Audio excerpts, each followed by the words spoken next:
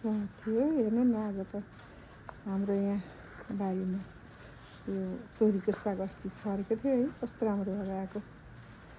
तोरीको साग टिकेर केलाएर बसेको छु म त।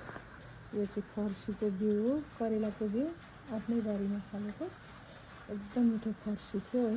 हिजो खायो अनि यो बिउ राखेको धेरै मिठो लाग्यो। अनि करेलाको बिउ यहाँ अनि हेर्नुहोस् है, खुर्सानी, डल्ले खुर्सानी, अकबरे खुर्सानी कति मजाले फलेको छ है। यो चाहिँ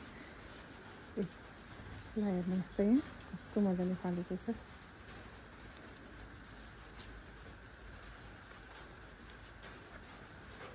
फुलेको त्यस्तै छ, फलेको त्यस्तै छ, एकदम मजाले फलेको छ। अनि यहाँ सुटको साग छ, थुप्रो खाइसक्यो। पर छ तोरीको साग।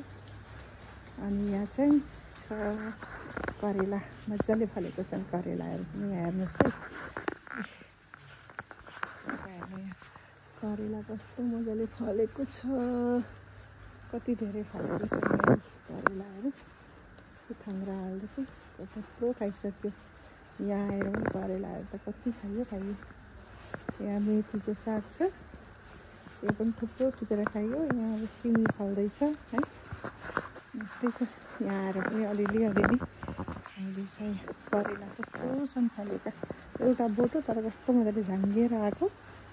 हेर्नु न यहाँ कस्तो मजाले फलेका। यो चाहिँ चम्चुको साग टिपेर खाइसक्यो। यो चाहिँ यस्तै छ।